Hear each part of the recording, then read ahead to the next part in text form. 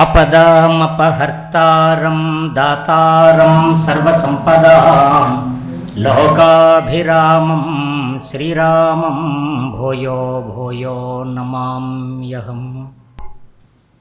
ఇందీవరదళశ్యామం ఇందిరానందకందలం వందారుజనమందారం వందేహం యదునందనం. త్రిధామసుందరానందచిన్మయీ స్వాత్మదేవతా జగచ్చిత్రమహాదర్శమయీ విజయతే సదా.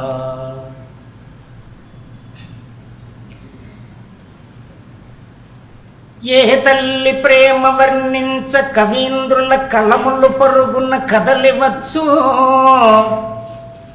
ఏ తల్లి కీర్తి గానింప గాయక కంఠములు రాగముల తేరి పొరలిపోవు, ఏ తల్లి మూర్తి నిర్మింపగ శిల్పుల చిన్నివులులెల్ల నిలువెల్ల జలధరించు, ఏ తల్లి రూపు చిత్రించగ చిత్రకారుల చేతి కుంచెలు తలలనోపో, ఆమె పారిజాత మనోజ్ఞ భూమి జాత జాత నోత్ర సుజాత ప్రపోత నేత్ర భారతీ దేవి జ్ఞాన పుష్పాలతావి నాట్యమాడునుగా కనానకపైన అమ్మా.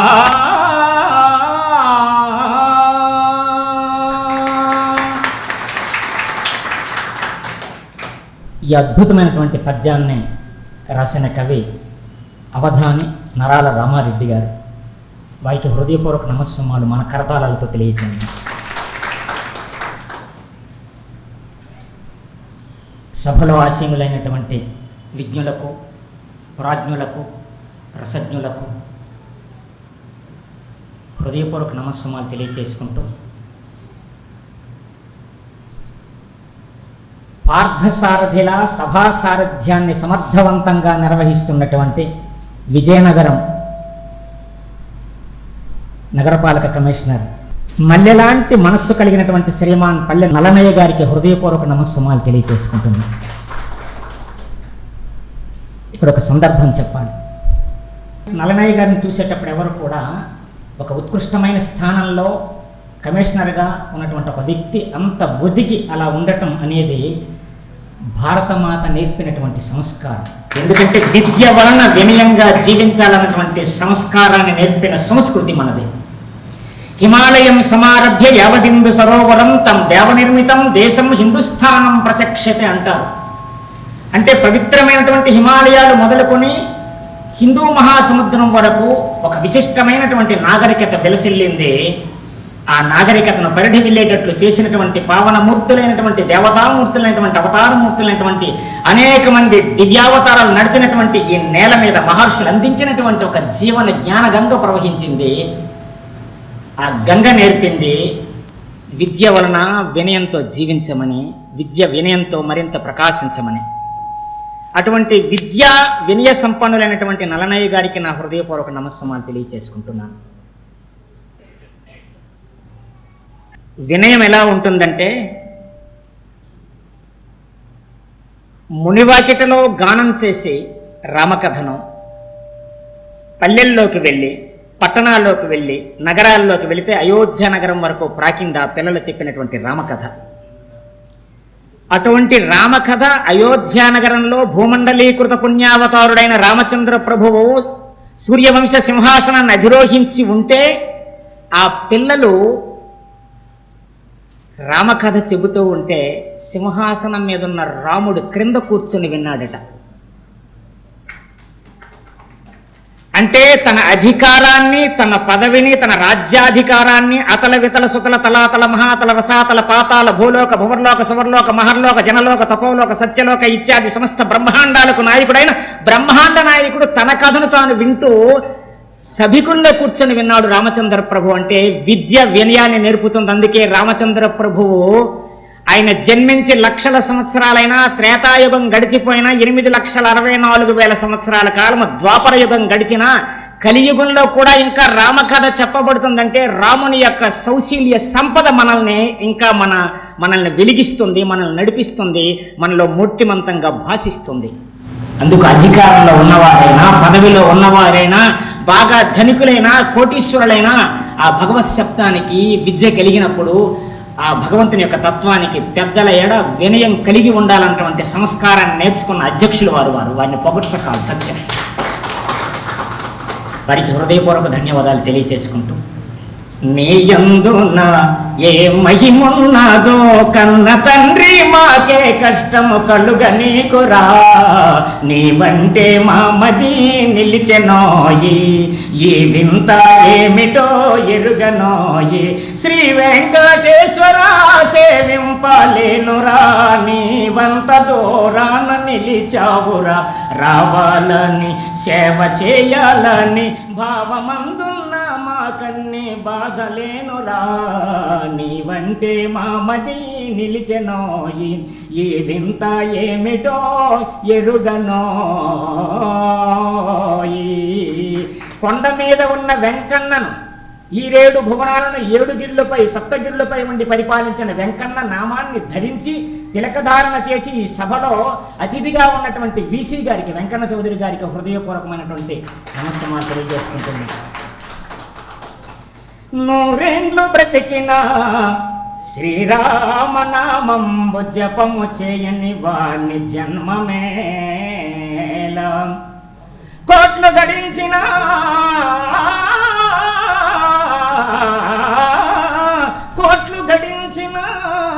గోప కృష్ణుని భజన చేయని వాణి భాగ్యమేలం, బహువేద శాస్త్రములను పఠించిన విష్ణు పదమెరుంగని వాణి చదువులేలా, అని మాది సిద్ధులను అభ్యసించిన గాని తిరుగు మాడిన వాణి దేహమేలా, శ్రీరామ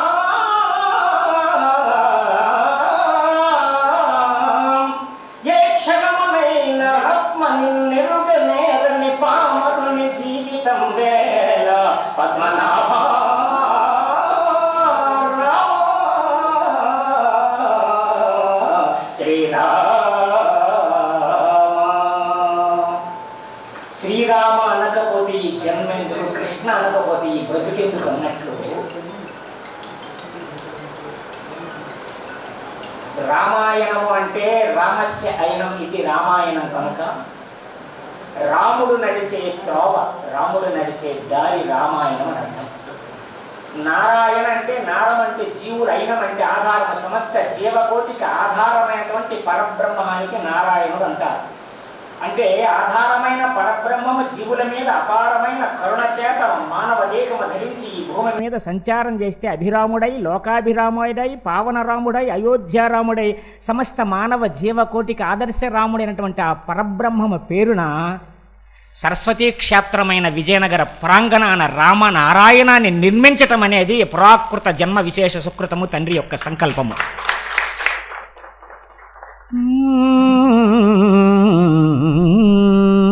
తండ్రి బాటలో నడయాడు తనయులవుచు, తండ్రి బాటలో నడయాడు తనయులవుచు, రామనారాయణాలయం,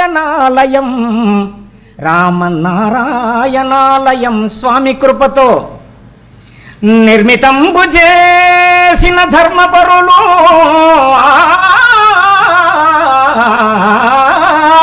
నిర్మితంబు చేసిన ధర్మపరులు ధన్యులు శ్రీనివాసుడా ధరణియందో, రామా జై శ్రీరామ్. అమర వినుతవో సీతామాత అమ్మ శుభచరిత, మనవి వినుమమ్మ శుభచరిత అని బుర్రకథను ఆంధ్రదేశమంతా వినిపించి వాలలాడించినటువంటి కుమ్మరి మాస్టర్ బుర్రకథ చెప్పిన గడ్డ. నుదుట కుంకుమ బొట్టు, జుల్పాల జుట్టు, వాలుబెలి మీసకట్టు, విద్యల పట్టు, హరికథా సామ్రాట్టు, మన ఆదిపట్టు సంగీత స్వరాలను అందించినటువంటి నేల. సరస్వతి క్షేత్రం విజయనగర వీధుల్లో నడుస్తూ ఉంటే మనకి వయలిన్ వినిపిస్తుంటుంది, సంగీత స్వరాలు వినిపిస్తుంటే, అలాంటి రామునికి స్వరార్చన చేసిన నేలపై నాదబ్రహ్మ కనుక రామబ్రహ్మకి ఆలయాన్ని కట్టినటువంటి నారాయణ శ్రీనివాస్ గారికి హృదయపూర్వక నమస్సుమాలు, స్వాగతాంజలి శ్రీమాత కళాపీఠం తరపున తెలియజేస్తున్నా. ఇంకొక విషయం ఆలోచించాలి, ఏమిటంటే దేవతలు రాక్షసులతో యుద్ధం సల్పి విజయాన్ని సాధించారు. విజయదుందుబి మ్రోయిస్తూ నాట్యమాడుతున్నారు, విలాసంగా విహరిస్తున్నారు. మనకి సమస్త లోకాలలో ఎదురు లేదన్నటువంటి గర్వాన్ని పొందారు.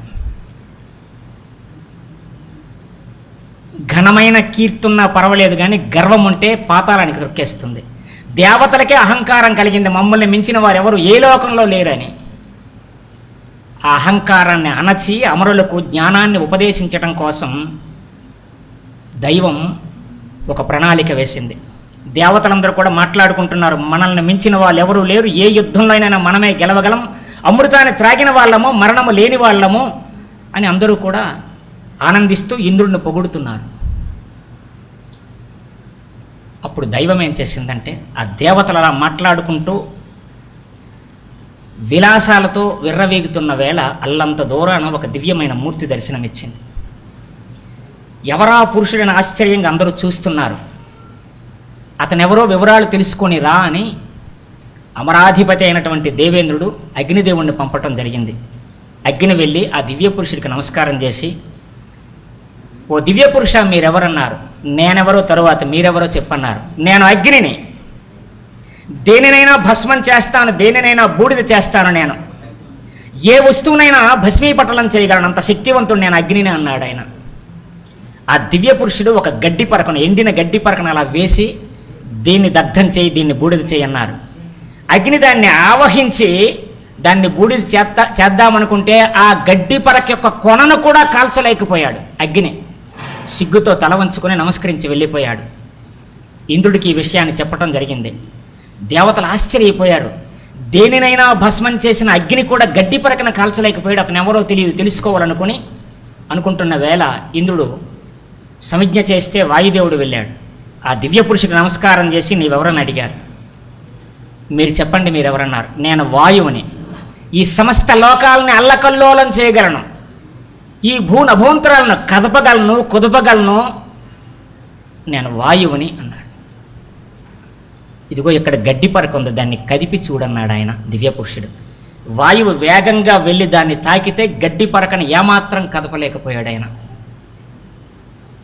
సిగ్గుతో తల వంచుకొని వెళ్ళాడు ఆయన.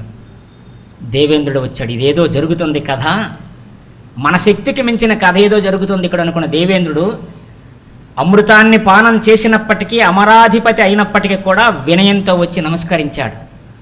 ఎప్పుడైతే అహం తగ్గిందో, వినయము పెరిగిందో, లోపల సత్వగుణ ప్రధానుడయ్యాడో, సత్వగుణం అనేది సత్య దర్శనానికి దారి తీస్తుంది కనుక ఆ దివ్య పురుషుడు స్థానంలో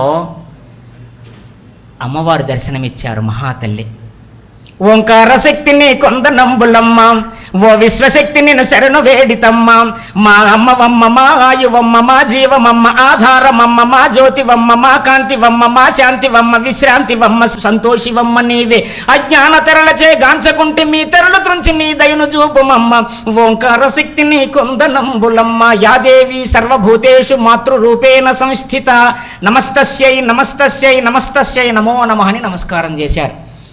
ఆ మహాశక్తి ఎవరు అంటే బ్రహ్మము అని అర్థం. ఆమె ఆదిశక్తి, పరాశక్తి, ఇచ్ఛాశక్తి, క్రియాశక్తి, జ్ఞానశక్తి. అంటే అగ్నిదేవుడు గడ్డి పరకను భస్మం చేయలేకపోయాడు, వాయుదేవుడు గడ్డి పరకను కదపలేకపోయాడు. ఎవరు అంటే సమస్తానికి మూలమైనది బ్రహ్మము కనుక బ్రహ్మము యొక్క బ్రహ్మణం చేతనే, వ్యక్తమైన శక్తి చేతనే, మన లోపల ఉన్నటువంటి భావశక్తి చేతనే కవిత్వాన్ని రాసిన, నేల గర్భంలో ఉన్న విత్తనము మొలకెత్తినా, గోవు పాలిచ్చిన, నల్లని కోయిల కంఠాన్ని ఒక్కసారి విప్పి పంచమస్వరంతో గానం చేసిన, వేల కన్నులతో నెమలి పురివిప్పి నాట్యమాడిన, మేఘమాలికలు దోబీచులాడి అలా కదులుతూ వర్షధారతో నేలతల్లిని ముద్దాడి నేలతల్లి ఒడిలో పచ్చదనాన్ని పల్లవింపచేసిన, మన కంఠము రామాని పలికిన, పసిపాప అమ్మాని ముగ్ధమోముతో ముద్దుల పలుకులు పలకరించిన, ఏ మహాశక్తి లోపల చిద్రూపశక్తి అయి మంగళకరమై లోపల ఆత్మశక్తి అయి భాషించిందో ఆ శక్తి పేరు శ్రీమాత.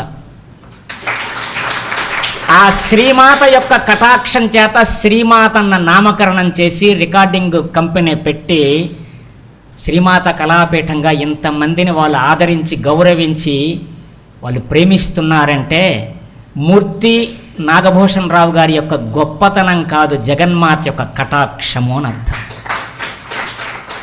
ఆమె శ్రీమాత యొక్క కటాక్షాన్ని పొందినవారు ఎక్కడో ఒకసారి పుట్టపర్తి సాయినాథుల వారు అనేక మంది వేల మంది ఉండేటప్పుడు సభలో చెప్పారట, నాకు శ్రీకాకుళం అంటే చాలా ఇష్టము బంగారు అన్నారట. ఎందుకు అంటే శ్రీయందు బుద్ధి కలిగి నివసించిన జాతి కనుక శ్రీకాకుళం అంటే నాకు ఇష్టమన్నారు. శ్రీ అంటే జ్ఞానము అని అర్థము. జ్ఞానమునందు బుద్ధి కలిగి జీవించిన జాతి కనుక శ్రీకాకుళం అంటే చాలా ప్రీతి అన్నారు పుట్టపర్తి సాయినాథుల వారు. కారణం ఏమిటంటే ఎంత తోచిన నీవు అంత చేసేదవు, వడలు తెలియని ప్రేమ వలకబోసేదవు, ఏమి చేసేదన్నయ్య హే సాయి రామ నీ ప్రేమ సేవలు నేనట్లు చేతున్నట్లు గణపతి సచ్చిదానంద స్వామి మొదలుకొని చిన్నజీయర్ స్వామి వారి వరకు అనేక మంది మహాత్ములకు అనేక మంది భక్తులు శిష్యులన్నటువంటి గడ్డ వంశధారా ప్రవాహము. పంచదార ఎంత మాధుర్యాన్ని ఇస్తుందో, పంచదార ఎక్కువ తింటే షుగర్ పేషెంట్కి ప్రమాదం, కానీ వంశధార జలాన్ని తాగిన వాడు విద్యావంతుడవుతాడు, సంస్కారవంతుడవుతాడు, వంగి ఉంటాడు, తగ్గి ఉంటాడు, హెచ్చింపబడతాడు, గౌరవింపబడతాడు, ఒక దీపశిఖలాగా సమాజానికి ఉపయోగపడుతూ ఉంటాడు. అందుకు ఉత్తరాంధ్రకున్న లోకోత్తరమైన కీర్తి ఏమిటంటే నాగావళి వంశధార జలాలతో నాడులలో చైతన్యాన్ని, ఆ పల్లెదనాన్ని, పచ్చదనాన్ని, మట్టి పరిమళాన్ని నింపుకున్నటువంటి గడ్డ నుంచి వచ్చిన బిడ్డలు వీళ్ళిద్దరూ, మూర్తి గారు, నాగభూషణం గారు. ఇందులో మేము కూడా ఇక్కడ చాలామంది వేదిక మీద ఉన్న వాళ్ళం. అందుకు చిత్రం ఏంటంటే ఇక్కడ చాలా విషయం, ఇద్దరిలో ఎవరిన ముందు పలకరించాలో మనకు అర్థం కాదు. ఇతను దక్షిణామూర్తి, చలంగారు అన్నట్లు మౌనంతో జ్ఞానాన్ని పంచిన సాక్షాత్తు దక్షిణామూర్తి రమణ అంటాడు ఆయన. ఈయన మౌనంగా ఉంటూ మిగతా పనులన్నీ చేస్తూ ఉంటాడు. ఎందుకంటే ఒక చిత్రపటం అందంగా ఉండాలంటే క్యాన్వాస్ నిర్మలంగా ఉండాలి. అలా నిర్మలోదకం కలిగినటువంటి ఒక సరస్సులో కమలాలు వికసించినట్లు ఒక నిర్మలోదకమైన భావం కలిగిన మూర్తి గారికి నమస్సమాలు తెలియచేసుకుంటూ, నాగభూషణుడైన శంకరునికి ఆభరణమే నాగము కదా, నాగమంటే కాలము, కాలాన్ని భూషణంగా ధరించినటువంటి వాడు పరమశివుని యొక్క కటాక్షాన్ని పొందిన ధన్యాత్ముడైన, జగన్మాత కృపకు పొందిన నోచుకున్నటువంటి ధన్యుడైన.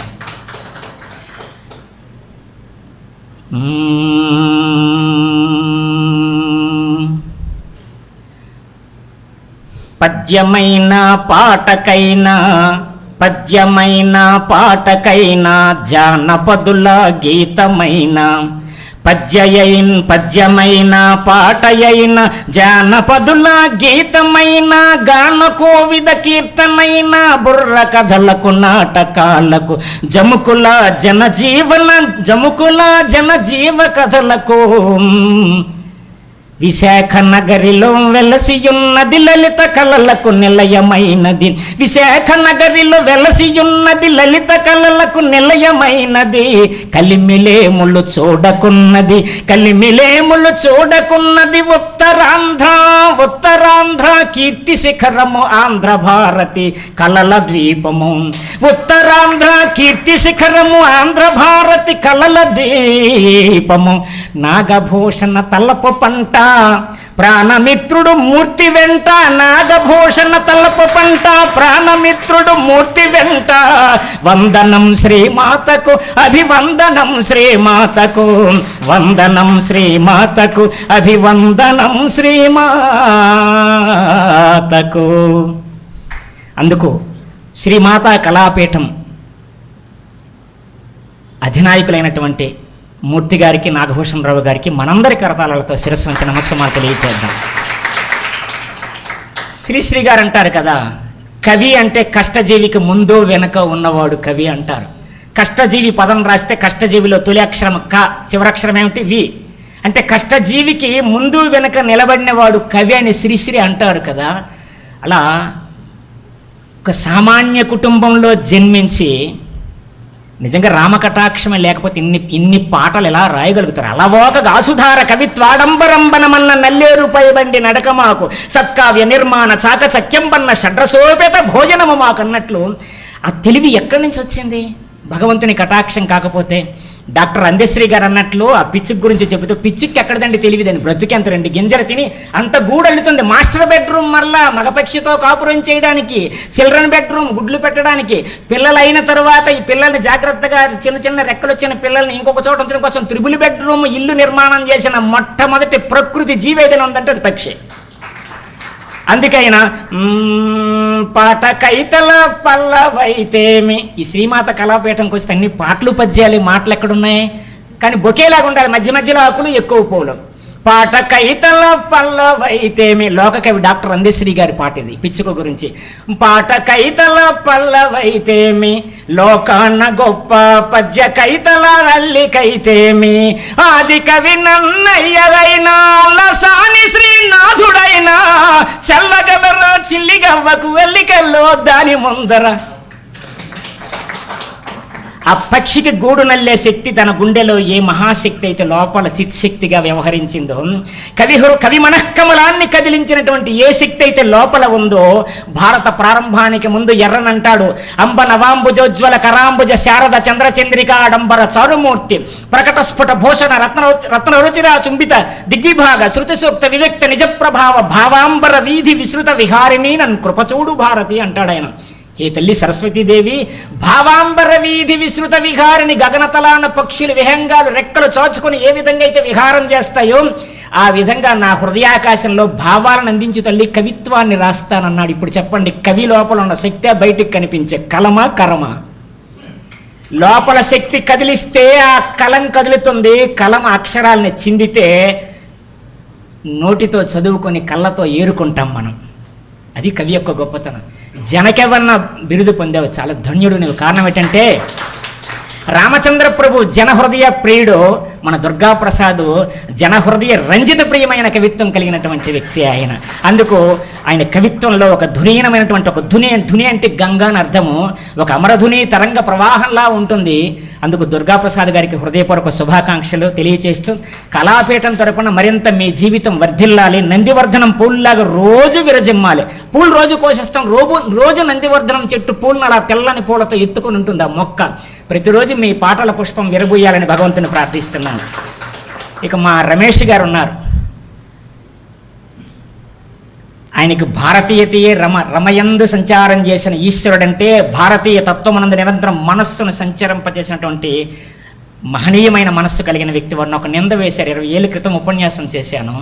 వారు అడిగినప్పుడల్లా నాకు ఆ డేట్స్ ఖాళీ లేదు, నన్ను క్షమించాలి.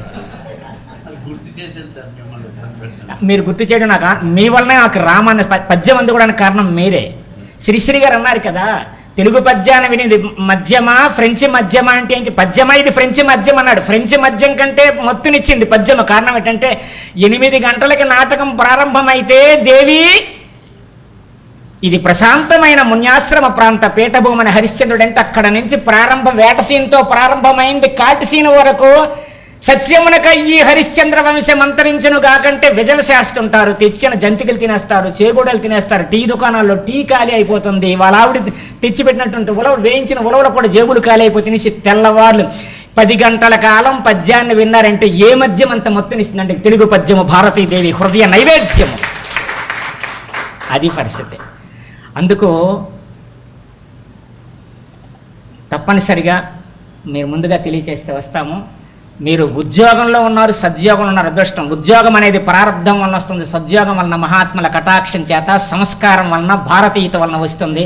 మీరు ధన్యులు కనుక భారతమాతకు సేవ చేస్తున్నారు. నేను పుట్టిన నేల తల్లికి నిండుగా కైదండలిడుతున్న తల్లి గుండెల పరిమళమ్మును తమ్ములందరికీ అందచేతనన్నట్లు భారతీయత కోసం కృషి చేస్తున్న మీ పాదాలకి నమస్కారం.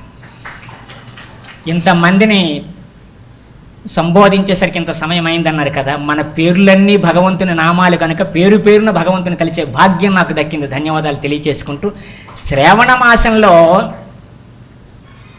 వెన్నెలలో జానాబెత్తుడు ముద్దు మురళిని మొలలో ఉంచి యమునా తీరానికి వచ్చి పొన్న వృక్షానికి వెన్ను ఆంచి మురళీశ్వరాలు వినిపిస్తే రసజగత్తుగా మార్చేశాడు కృష్ణ పరమాత్మ. శ్రావణ లక్ష్మీ వైభవాన్ని, శ్రవణం అంటే వినడం అని అర్థం, భగవంతుని యొక్క తత్వాన్ని విని జీవితాన్ని రసగొందులం చేసుకోమని చెప్పినటువంటి శ్రావణ మాసము. శ్రావణ మాస లక్ష్ములు కూడా ఇక్కడ అందరూ వచ్చారు. అందరికీ ధన్యవాదాలు, మాతృమూర్తులందరికీ కూడా. ఇక ఈరోజు నాకు శ్రీమాతా కళాపీఠం వారు చల్లని చూపులతోడ వెదజల్లుమురా కరుణారసంబునన్ తెల్లని మందహాసమున త్రెంచుమురా భవపాశ బంధముల్ గల్లని మ్రోయ గజ్జలకు కట్టుమురా మా చిత్తసోనముల్ పిల్లన గ్రోవినూది వినిపింపుమురా తొలి విశ్వగానమున్ అన్నట్లు ఆ నల్లనయ్య కటాక్షము ఈ నల్లనయ్య ద్వారా నాకు ప్రాప్తించిందని నేను అనుకుంటున్నాను. శివకేశవులకు అభేదము నాగభూషణుడు శైవమైతే నల్లనయ్య గారు వైష్ణవము. ఈ రెండు అభేద దర్శనం జ్ఞానం అన్నారు. రెండు కలిపితే భారతీయత. అది ఇలా కూర్చున్నారు ఈ రూపాలలో.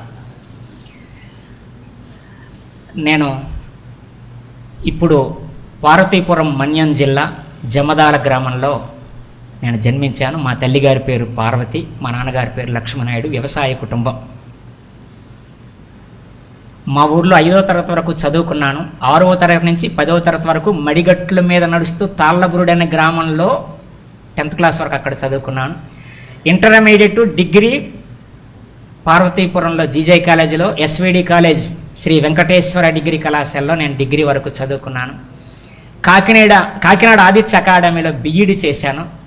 నేను టీచర్ని కావాలనుకున్నాను, కానీ నేచర్ నన్ను ప్రీచర్ని చేసింది. 1996లో షిరిడి సాయినాథ్ వారి యొక్క ఒక ప్రత్యక్షమైనటువంటి అనుభవాన్ని, దర్శనాన్ని, నిదర్శనాన్ని పొందే భాగ్యం నాకు దక్కింది. డిగ్రీ నాది ఎకనామిక్స్, పాలిటిక్స్, సోషియాలజీ. తెలుగు భాష లాంటివి ఏమీ తెలియదు. షిరిడి సాయినాథ్ వారి యొక్క అనుగ్రహం చేత నాకు ఈ జీవితం ప్రారంభమయ్యింది.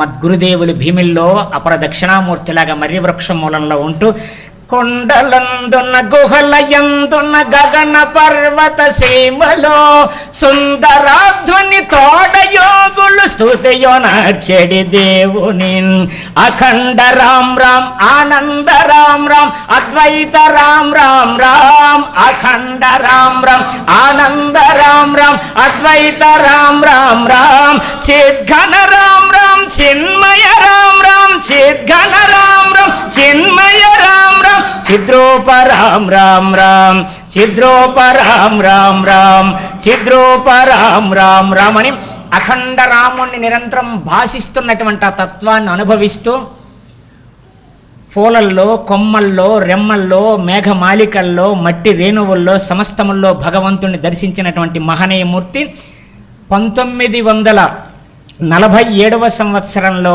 వచ్చిన వ్యక్తి. భీమిలి ప్రాంతానికి కేరళలో పుట్టారు ఆయన. హిమాలయాల్లో తపస్సు చేసుకున్నారు. గురువాజ్ఞ మేరకు వచ్చేసారు ఆయన. 47లో సాధుల మఠం దగ్గర, వెల్లంకి దగ్గర ఉండేవాళ్ళు. 47 తర్వాత చివరి మాసంలో, నవంబర్ మాసంలో భీమిలి వచ్చారు. అక్కడి నుంచి పూర్తిగా ఉండిపోయారు, ఎక్కడికి వెళ్ళలేదు. ఆయన చిన్మయానంద గారి యొక్క సహసాధకుడు ఆయన. 92 ఏళ్ళ కాలం జీవించారు. ఒకనాడు ఆయన నన్ను పిలిచి, అప్పటికి నాకు తెలియదు, రారాని పిలిచారు. దగ్గరకు పిలిచి ఒక 30 మంది ఉన్నారు ఆయన ఎదురుగా, రాజులపాలెంలో, కోర్మనపాలెం దగ్గర ఆశ్రమంలో. బోధ చేయరా ఇంద్రియాల గురించి అన్నారు. ఏం జరిగిందో నాకు తెలియదు. ప్రేమగా నా తలలా నిమిరారు, అంతే, ఇంకేం తెలియదు. రత్నాచల్ ఎక్స్ప్రెస్ ఎలమంచిలు దాటితే ఎంత వేగం ఉంటుందో అలా వెళ్ళిపోయింది ప్రసంగం. అప్పుడు చెప్పారు, ఈశ్వరుడు నీ శరీరాన్ని ఉపయోగించుకుంటున్నాడు, నీ నుంచి వచ్చిన వాక్కు నీది కాదు, నీవు కూడా విను అని చెప్పారు ఆ మహనీయమూర్తి. ఆ తరువాత వారి ఆజ్ఞ మేరకు 2001లో ఆహ్వానం మేరకు ప్రవచనాలకు వెళ్ళురా అంటే, ఎవరు నన్ను పిలుస్తారు స్వామి, నాకేం తెలుసు, నాకు తెలుగు యందు సంస్కృతం అంటే నాకు పరిజ్ఞానం లేదు కదా. ఎలా అంటే, ఏమీ లేదు, అక్కడ కూర్చోరా, ఏం అవసరమో భగవంతుడు పలుకుతాడు, సాక్షిభూతంగా నీవు కూడా అనుభవించు అన్నారు. వారి యొక్క అనుగ్రహము నా జీవితం. శ్రీ స్వామి యోగానంద సరస్వతి. ఆయన ఒక మరో నరసింహంలా ఉంటాడు. ఆయన కేరళలో పుట్టాడు, కానీ ఆయన తెలుగు భాష మాట్లాడితే చాలా మధురంగా ఉంటుంది. ఆయన రాసిన పాటలు కూడా గొప్పగా ఉంటాయి. ఆయన కృష్ణుడి గురించి రాసిన పాటలో సుందర రూపుడు ఇందిర రమణుడు మందమతుల కందని పరుడు వింత రూప ప్రపంచ స్వరూపుడు అద్యంతరహిత అంతరాత్ముడు అందరి యందున రాధా కృష్ణుడు అమరియున్నాడు మందరధరుడై మన హృదయములు మరుగైయున్నాడు స్వామి మరుగైయున్నాడు గోపిక రమణుడు గోకుల పాలుడు నాముడు గోవిందాచ్యుత కేశవనాముడు ప్రేమ స్వరూపుడు భవభయదూరుడు రామదాసులకాత్మారాముడు రామదాసులకాత్మారాముడు. ఇది మా గురువు గారి యొక్క భాష. వారి అనుగ్రహం మేరకు ఇంతవరకు సుమారు సత్సంగాల ఉపన్యాసాలు 4000 పైచిలకు జరిగాయి. నాకేమిటంటే మామూలుగా అంటే బిడియం ఉంటుంది కానీ ఒక్కసారి భగవంతుని స్మరిస్తే నాకు తెలియదు, నాకే తెలియదు భావాలు ఎలా వస్తాయో, ఎలా పెదాలు కదులుతాయో, ఎలా పదాలు వస్తాయో నాకే తెలియదు. దానికి కారణం ఒక శక్తి. ఆ శక్తి గురుశక్తి అనండి, శ్రీమాత అనండి, ఆ శక్తికి రాముడు అనండి, శ్రీరామో లలితాంబికి అంటారు. లేకపోతే అంత లలితమైన ప్రేమ ఎలా ఉంటుంది జగత్తు మీద? సాక్షాత్ అమ్మవారే రాముడిగా జన్మించారంటుంది, అవతరించాడంటుంది శాక్తేయం. అందుచేతనం వారు నా గురుదేవులైతే తరువాత నా జీవితాన్ని సహజంగా సామాన్యంగా నిత్యము తెల్లవారేసరికి చిన్న మంచు బిందువు పడిన నాట్యమాడే గడ్డి పరకలాగా, ముత్యాలను దాచుకున్న గడ్డి పరకలాగా నా జీవితం మరింత ఆనందంగా వెలుగొందటానికి కారణము ప్రకృతి సూత్రాల నేపథ్య జ్ఞానాన్ని అందించిన పూజ్య శ్రీరామ్ సార్. నా ప్రాణము నా గానము వారయ్యారు. వారి పాదపద్మాలకు హృదయపూర్వక ప్రణతులు. ఇలా ప్రారంభమైంది. ఇక ప్రవచన వాచస్పతి అని నాకు శ్రీమాత కళాపీఠం వారు బిరుదుని ప్రదానం చేస్తున్నారు. వాస్తవంగా భయంగా ఉంది. కారణం ఏమిటంటే, ఏది మిగులును వేరుగా నాది అనగా నీవే నేనైన జగమున నిక్కమరయ జగములే నీవు నీవే జగములు పరమ కరుణాంతరంగ శ్రీ పాండురంగని ఒక కవిగారు అన్నట్లు ఈ శరీరమే మనది కాదు. తల్లిదండ్రులు ఏమి ఈ శరీరాన్ని నిర్మాణం చేయలేదు. మన జానపదులు అన్నట్లు మానవ బండి మహిమ చూడండి, సుజ్ఞానులారా నరబండి నడక చూడండి, తల్లిదండ్రుల ముదము మీరను తయారైనది మేను బండి, 9 నెలలు పొదలో ఉండి త్రోవ చూచుకొని వచ్చినదండి, 6 చక్రములు కలిగిన బండి 60 అరలు ఉన్నాయండి, ప్రాణాత్మకుడు డ్రైవర్ అండి. మన డ్రైవర్ ఒక 2 రోజులు సెలవు పెట్టినా పర్వాలేదు, ఇంకో డ్రైవర్ని మార్చుకుంటాం. గుండె అన్న డ్రైవర్ ఉంది, సెలవు పెడితే మన పని గోవిందా. ప్రాణాత్మకుడు డ్రైవర్ అండి, పదిలముగా నడిపించున్న బండి, మానవ బండి మహిమ చూడండి, సుజ్ఞానులారా నరబండి నడక చూడండి, రాత్రింబవళ్ళు అనక ఎప్పుడో మిషన్లు తిరిగే హుషారు బండి. ఇప్పుడు తిన్నాం కదా సమోసాలు అవి. రాత్రింబవళ్ళు అనక మనం పడుకున్నా అది పడుకోకుండా ఉంటుంది. ఆ చిత్శక్తి మేల్కొలిపి నాడుల్లో చైతన్యాన్ని ఇచ్చి విశ్రాంతిని కలుగు చేసి సూర్యోదయ వేళకు మనకు శక్తినిచ్చి మళ్ళీ కర్తవ్యోన్ముఖులను చేస్తుంది. కామన్ మ్యాన్ అయినా కమిషనర్ అయినా ఆసక్తే కారణం, ప్రధానమంత్రి అయినా ప్రధానమంత్రి దగ్గర సేవకుడైన ఆసక్తే కారణం. ఏ శక్తి అయితే సమస్త జీవకోటిని మేల్కొల్పి సమస్త బ్రహ్మాండాన్ని అవలీలగా కనిపించకుండా మహాశక్తి నడిపిస్తున్నది, ఆ మహాశక్తి మన లోపల అంతర్యామి అయి చుద్రూపిణి అయి మంగళకర జ్యోతి అయి ఆత్మజ్యోతి అయి ఈ టోటల్గా చెప్పాలంటే source of this whole life. ఆ శక్తిని శ్రీమాత అన్నది మన భారతీయత. అందుకు ఈ శరీరాన్ని మనము నిర్మించుకోలేదు, మన తల్లిదండ్రులు నిర్మించుకోలేదు. మా తల్లిదండ్రులే నిర్మించుకుంటే మా అమ్మ ఒక 6 అడుగులు పొడవు నిర్మించేది, మంచి జుట్టు పెట్టేది, మంచి ముక్కు మంచి కళ్ళు ఉండేవి కదా. ఇలా నేను వానపాములా ఉండేవాడిని కాదు కదా వాసుదేవుణ్ణి తలుచుకొని. అంటే మన తల్లి కాదు కారణం, మన తండ్రి కారణ కాదు, నిమిత్తమిద్దరు మూలమొక్కరు ముగ్గురు చేసిన ముచ్చటైన బండి, మానవ బండి మహిమ చూడండి, సుజ్ఞానులార నరబండి నడక చూడండి, రాత్రింబవళ్ళు అనక ఎప్పుడు మిషన్లు తిరిగే హుషారు బండి, బొగ్గు నీరు మరి అందనప్పుడు దబ్బున ఆగును ధరలో బండి, మానవ బండి మహిమ చూడండి. బొగ్గు అంటే బాడీలో ఉన్న హీటు, నీరుని ఉండాలి, నీరుకున్నాడు శరీరం. అందుకే మన శరీరంలో 70 నుంచి 80% వాటర్ ఉంటుంది. ఐ లవ్ యూ అంటే శరీరం అండం కాదు, వాటర్ లవ్స్ వాటర్. ఒక సైంటిస్ట్ అన్నట్లు వాటర్ లవ్స్ వాటర్ అంటే ఇదే అసలు మ్యాటర్ కూడా. విషయానికి వద్దాం. అందుకు శరీరం మనది కానప్పుడు, మన లోపల ఉన్న శక్తి మనది కానప్పుడు, మన బుద్ధి మనది కానప్పుడు, మన తెలివిది మనది కానప్పుడు, శరీరంలో ఏది మనది కానప్పుడు బిరుదు మనది ఎలా అవుతుంది చెప్పండి? ఇదే నాకు. ఇక ప్రవచన వాచస్పతి అని పేరు పెట్టారు. వాచహపతి అంటే వాక్కుకు పతి అని అర్థం. ఉపనిషత్తు చెబుతుంది బ్రహ్మములో వాక్కు ఒక భాగం. వాక్కు లేకపోతే మానవ మనుగడ లేదు. మిగతా జీవులకి వాటికి భావ ప్రకటన ఉంటుందేమో, వాటి కోతల్లో భావ ప్రకటన ఉంటుందేమో, కానీ మనిషికి భాష ప్రధానమైనది. అందుకు మాటల చేత మన్నన చేసి దేవతలు వరంబులెత్తురు. మాటల చేత మన్నన చేసి భూపతులు పురంబులిత్తురు. దేవతలట మన మాట బాగుంటే వరాలు ఇస్తారు, భూపతులు అంటే రాజ్యం ఉన్న వాళ్ళు, మన వెంకన్న లాంటి వాళ్ళు స్థలాలు ఇస్తారు ఎక్కడైనా లేకపోతే. మాటల చేత మన్నన చేసి భూపతులు పురంబులిత్తురు, మాటల చేత మన్నన చేసి మానినులు మనంబులిత్తురు. మాట మధురంగా ఉంటే అమ్మాయిల మనసు ఇస్తారట, అంటే పెళ్లి కాకముందు ప్రేమ కవిత్వాలు రాస్తే. మాటలు నేర్వకున్న అవమానము న్యూనత మానభంగము అని అన్నారు. ఈ మూర్తి గారు నాగభూషణరావు గారిని చూస్తే వీళ్ళిద్దరూ పెద్దగా మాట్లాడినట్లు కనిపించరు, కానీ వీళ్ళకి ఒక లక్షణం ఉంది. కవుజు పెట్టకు ఒక గుణం ఉంటుందట. ఏ పక్షి కూతైనా కుయ్యగలదట. దానికి మొట్టమొదటి మిమ్మికి తెలుసు, ఏ పక్షి అయినా పిలవగలదు. అందుకే కౌంచి పెట్టిన వేటగాడు ఆ యావు మీద చిన్న వలపన్ని కౌచి పెట్టిన పెడతాడు. అది ఏ పక్షి అయినా కూసి దగ్గరికి రాయి అంటే రాబొట్టుకునే శక్తి ఉంటుందట. ప్రేమతో మాట్లాడి ప్రేమ వల విసిరి రాబట్టుకోవడంలో సత్యసాయినాథులు వారు ఆంధ్ర రాష్ట్రంలో అయితే విశాఖపట్నంలో నాగభూషణం గారు మూర్తి గారే. ఆ ప్రేమ వల, మర్యాద వల, ఆత్మీయ వల, ఆ వలను విసిరి లాక్కుంటారండి. ఎంత వంగిపోతారు, వంగిన పద్మంలా ఉంటారంటే రామచంద్ర ప్రభువును దర్శించినటువంటి శబరి వంగిపోయి రామాని ఎలా అంటే చాలా ఏండ్ల నుండి చర్మచక్షువులతో, మల్లెమాల గారు రాశారు ఇది, దుర్గాప్రసాద్ గారు. చాలా ఏండ్ల నుండి చర్మచక్షువులతో నిన్ను గాంచవలెనన్న ఆశ పండుటాకు మేన ప్రాణాలు నిలిచెను, ఎప్పుడు కనికరింతు వేవు తండ్రి అన్నదట శబరి. పండుటాకు ఆ చెట్టు నుండేటప్పుడు ఎప్పుడు రాలిపోతుందో దానికి చిన్న గాలి కదిపినా రాలిపోతుంది కదా. అలా పండుటాకు చెట్టుకి ఎలా అయితే అంటుకొని ఉందో ప్రాణం అలా శరీరాన్ని అంటుకొని ఉంది. రామ ఎప్పుడు కనికరిస్తావయ్యా, నీ దర్శనాన్ని పొందుతానంటుంది శబరి.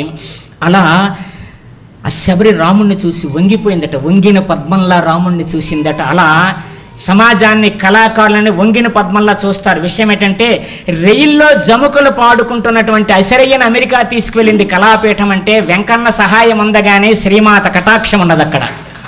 నాకు 2 పర్యాయాలు అమెరికా వీసా రిజెక్ట్ అయింది. అప్పారావు గారు మీకు తెలిసి 2007లో చెన్నై వెళ్ళాం, అక్కడ వీసా రిజెక్ట్ అయింది. ఆస్తి గొడవ, ఆస్తి ఏమని అడిగారు, నా దగ్గర ఏముంది ఆస్తి. తర్వాత 2019లో అమెరికా మళ్ళీ ఆహ్వానం, అక్కడ కూడా వీసా రిజెక్ట్ అయింది. మంత్లీ ఇన్కమ్ ఎంతని అడిగారు, ఏం చెప్తాం. కానీ అసహ్య అమెరికా వెళ్ళాడంటే ఏదైనా చేయగలదు ఈ భగవతత్వం. ఆ భగవంతుని యొక్క గడ్డి అంటే గట్టు మీద మెరిసినటువంటి గడ్డి పరకను తీసుకొచ్చి గడ్డి పూసను పసుపులో నిలబెట్టి గణపతం చేసిన భారతీయ సంస్కృతి. గరికి పూసను తీసుకొచ్చి పసుపులో నిలబెట్టి గణపతిగా పూజలు అందించినటువంటి సంస్కారం అనేది. దైవం ఎప్పుడు ఎవరిని ఎలా చేస్తుందో ఏమి చేస్తుందో మనకి ఏమీ తెలియదు. శ్రీమాత కళాపీఠము దుర్గాప్రసాద్ గారిని ఒకసారి 3-4-5 ఏళ్ల క్రితం అడిగాను, ఎలా ప్రసాద్ మీరు ఎలా బ్రతుకుతున్నారంటే, శ్రీమాత కళాపీఠం మా అమ్మ తర్వాత అమ్మలా నన్ను కాపాడుతుందని చెప్పారు. అబద్ధం కాదు, సభాముఖంగా సత్యాన్ని చెప్పారు. ఇంతమందికి ఆనందాన్ని ఇస్తున్నారు, చాలా ఆనందం. కానీ నాకు ఈ ప్రవచన వాచస్పతి అన్నటువంటి బిరుదు ఇచ్చేటప్పుడు చాలా భయంగా ఉంది. ఎందుకంటే వాక్కుకు అధిపతి పరబ్రహ్మం అయితే బ్రహ్మం వల్లనే వాక్కు వస్తుంది. అంత భాగవతాన్ని అనేక పద్యాలతో రాస్తున్నటువంటి పరిస్థితిలో గజేంద్ర మోక్షం దగ్గర పోతనా మార్చిన యొక్క పరిస్థితి ఏమైంది? కలము చేతబోని కావ్యంబు రచయించే హలము చేతబోని పొలము దున్నే కలము హలములందు ఘనుడురా పోతన్నా లలిత సుగుణ జాల తెలుగు బాల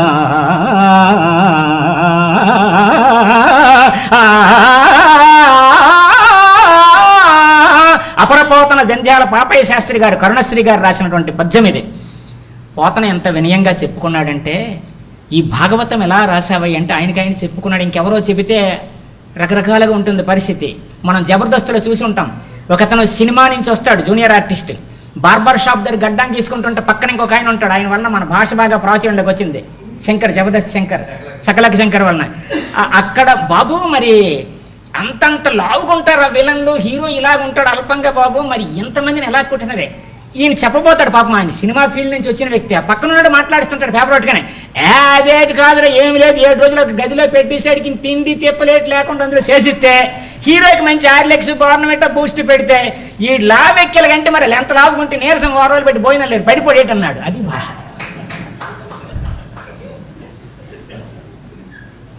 కదా. అసలు నాకు అర్థం కలదు, అసలు డైరెక్టర్ కూడా అలాంటి ఆలోచన రాదేమో. వారం రోజులు విలన్లో గదిలో పెట్టేసి భోజనం లేకుండా నిరసించిపోతారు, పడిపోరా. చికెన్ గున్యా డెంగ్యూ ఫీవర్ వచ్చిన వాళ్ళ, భోజనం లేని వాళ్ళు పడిపోరా. హీరోకిలోగా హార్లిక్స్ బోర్నవిటా బూస్ట్ పడతారని చూడకుండా చెప్పేస్తుంటారు. మన వాళ్ళు కూడా పోతన తనకు తాను చెప్పకపోతే భాగవతం మీద అనేక రకాల అపోహల కల్పనలు వస్తాయని పోతన చెప్పుకున్నాడు. తనకు ఎలా అయింది, భాగవతం ఎందుకు రాశాడన్న విషయం. పోతన పద్యమే కాదు, గద్యం కూడా బాగుంటుందండి. ఒంగోలు గిత్తల్లో ఏ గిత్త పరిగెడితే బాగుంటుందో చెప్పండి, రెండు కలిపి పరిగెడితే బండి బాగుంటుంది. పోతన గద్యం కూడా అంత అందంగా ఉంటుంది. ఎలా చెప్పుకోండి ఆయన పోతన అంటాడు, మదీయ పూర్వజన్మ సహస్ర సంచిత తపః ఫలంబున శ్రీమన్నారాయణ కథా ప్రపంచ విరచన కుతూహలుండనై ఒక్క రాక నిశాకాలంబున సోమోపరాగంబుగని సజ్జనాను మతంబుగ అభ్రంకస శుభ్రస ముత్తుంగ భంగయ గుగంగ కుంజని కృంకులిడి వెడలి మహనీయ మంజుల పులిన తలంబున మహేశ్వర ధ్యానంబు చేయుచు కించు దున్మీలిత లోచనుండనయ్యున్నయడ మెరుగు చెంగటనున్న మేఘంబు కైవడి. అంటే గ్రహణం పట్టిన రోజున రామచంద్రాని యొక్క దర్శనం అయ్యింది పోతనామార్చుడికి. ఎలా అయ్యిందంటే గ్రహణాచారం ప్రకారం దక్షిణ గంగ అయిన గోదావరి తీరానికి వెళ్ళి స్నానం చేసి మహనీయ పులిన తలంబున, అప్పుడు ఇసుకని ఇలా కొట్టుకుపోవడం లేదు, ఇసుక మీద ఇన్ని గొడవలు లేవు. పులిన తలంపు ఒక పాన్పు ఎలా ఉంటుందో మెత్తని పాన్పులాగా మహనీయంగా ఉన్నటువంటి మెరిసిపోతున్నటువంటి రామచంద్ర ప్రభు యొక్క పాదస్పర్శకు, సీతమ్మ యొక్క పాదస్పర్శకు నోచుకున్నటువంటి మహనీయమైనటువంటి ఆ ఇసుక మీద కూర్చొని శివధ్యానం చేసుకుంటున్న వేళ మహనీయ మంజుల పులిన తలంబున మహేశ్వర ధ్యానంబు చేయుచు ఈశ్వరుని ధ్యానిస్తూ ఉంటే ఆ సంధ్యా చీకటిగా ఉంది కదా, ఆ చిన్న వెలుతురులో అల్లంత దూరాన కిరీటం పెట్టుకొని ఒక చక్రవర్తి దర్శనమిచ్చారట. ఈయన అనుకున్నాడు గ్రహణం కదా, ఎవరో రాజప్రముఖుడు వచ్చాడేమో అనుకున్నాడు పోతన. ఎవరయ్యా మీరు రాజప్రముఖులు అంటే, పోతనా నేను రాజప్రముఖుణ్ణి కాదయ్యా రామచంద్రుణ్ణి అన్నాడు ఆయన. అంటూ ఆ దర్శన భాగ్యాన్ని చెబుతున్నాడు. ఎలా రాముడు ఉన్నాడంటే పోతన చెప్తున్నాడు, మెరుగు చెంగటనున్న మేఘంబు కైవడి వివిధ చెంగటనుండ ఒప్పువాడు. మెరుగు ప్రక్కని నీలి మేఘం ఎలా ఉంటుందో అలా ఒక స్త్రీమూర్తి ప్రక్కన ఉన్నాడట ఇతను. పేరు చెప్పకుండా చెబుతాడు. ఒక మెరుగు ప్రక్కని మేఘంలో ఉన్నాడు. చంద్రమండల సుధాసారంబు పోలిక, చంద్రమండల సుధాసారంబు పోలిక మోమున చిరునవ్వు మొలుచువాడు. గగనతలంలోంచి మేఘ శకలాల మధ్యలో నుంచి ఆ చంద్రుని యొక్క కిరణము మౌనంగా వస్తూ కలువను తాకితే కలువ ఎలా వికసిస్తుందో, భూమాతను చిరునవ్వుతో తాకితే చివుర్లు ఎలా పల్లవిస్తాయో, మొక్కలలో ఔషధ గుణాలు ఎలా పల్లవిస్తుంటాయో, ఆ నీలమేఘవర్ణమైన దేహము నుంచి వదనార విందంలో నుంచి చిన్న పెదాల్లో నుంచి ఖాళీలో నుంచి చిరునవ్వు తొనికిసలాడుతుంది. ఎలా అంటే చంద్రమండలంలో నుంచి వెన్నెల జారినట్లు రాముడి పెదాల్లో నుంచి చిరునవ్వు జాలువారుతుందట. వల్లీయుత తమాల వసుమతి జము భంగి మూపున్న బలవిల్లు పరగువాడు. ఒక తమాల వృక్షాన్ని అల్లుకున్నటువంటి ఒక నాగమల్లె తీగిలాగా రాముడు భుజాన్ని అల్లుకున్నదట. ఏమిటంటే మోపున్న బలవిల్లు పరగువాడు, బలమైన ధనుస్సు కలిగి ఉన్నాడట. అతను ఎవరంటే నీల నగాగ్ర సన్నిహిత భానుని గంగ భానుని భంగి ఘన కిరీటము తల కలుగువాడు. నీల నగాగ్ర నల్లని కొండ మీద సూర్యుడు ఎలా ఉదయిస్తే ఎలా ఉంటాడు, ఆయన యొక్క నీలవర్ణ దేహం మీద నల్లని దేహం మీద సువర్ణమయమైనటువంటి వజ్ర వైడూర్య మరకత మాణిక్యాలు కెంపులు పొదిగినటువంటి ఆ మకుటం అంతా భాషిస్తుందట.